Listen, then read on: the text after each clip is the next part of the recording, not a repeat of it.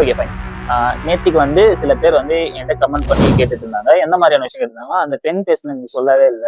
நீங்க வந்து அத பத்தி சொல்லவே இல்ல. வேற மத்த பத்தி சொல்லிட்டு இருக்கீங்கன்னு சொல்லிட்டு கேட்டிருந்தாங்க.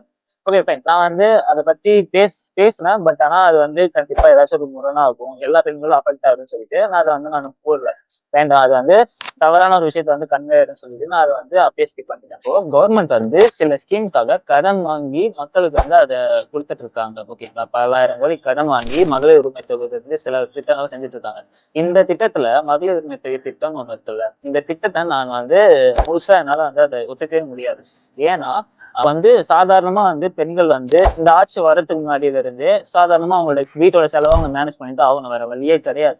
அவங்க செலவை டெய்லி மேனேஜ் பண்ணிட்டு தான் இருக்காங்க. இவங்க காசு கொடுக்கறதுனால அவங்க செலவு போகாம போக போறதில்ல. அது இருந்துட்டு தான் இருக்க போகுது. வர அவங்களுடைய வளர்ச்சின்ற ஒரு விஷயம் வந்து கட் ஆகுது. இப்போ ஒரு மணியோட வேல்யூ வந்து டிக்ரீஸ் ஆகும் தவிர அது இன்க்ரீஸ் ஒன்றும் ஆக போறது கிடையாது. கரெக்டா? உதாரணத்துக்கு இவங்க ஒரு கோல்டோ இல்லாட்டி சில்வரோ கொடுத்துருந்தா இப்போ மாசம் மாசம் 1000 ரூபாய் கொடுக்குறது இயர்லி ஒன்ஸ் ஒரு கோல்டோ இல்லாட்டி ஒரு சில்வரோ கொடுத்துருந்தா மேபி அது ஃபியூச்சர்ல மக்களுக்கு ஒரு அர்ஜென்ட் ஒரு எமர்ஜென்சின்னு ஒரு சுச்சுவேஷன் வந்து அந்த ஒரு விஷயம் பயன்பட்டு இருக்கும். அப்படி இல்லாட்டி சில பேருக்கு வந்து இன்வெஸ்ட்மெண்ட்னு ஒரு பர்பஸ்க்கு பயன்பட்டு இருக்கும்.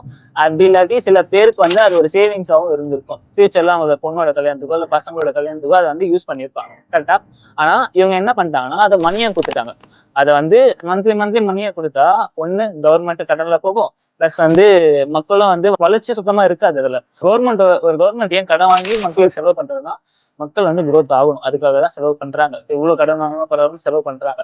ஆனா அத ஒரு growth இல்லாத ஒரு ஸ்கீம் மூலியமா முடிச்சு விட்டுறாங்க. இதை பத்தி நான் பேசணும்னு தோணுச்சு. ஏன்னா இதை பத்தி யாரும் இன்ட்டு பண்ணல. எதிர்கட்சியும் இன்ட்டு பண்ணல, வேற எந்த கட்சியும் இன்ட்டு பண்ணல. பட் இதை பத்தி சொல்லும் போதோ சம்திங் ஏதாச்சும் ஒரு டைம்ல அவ்வளவு பேர் ஆர்கனைஸ் பண்ணி யூஸ் பண்ணியிருப்பாங்க.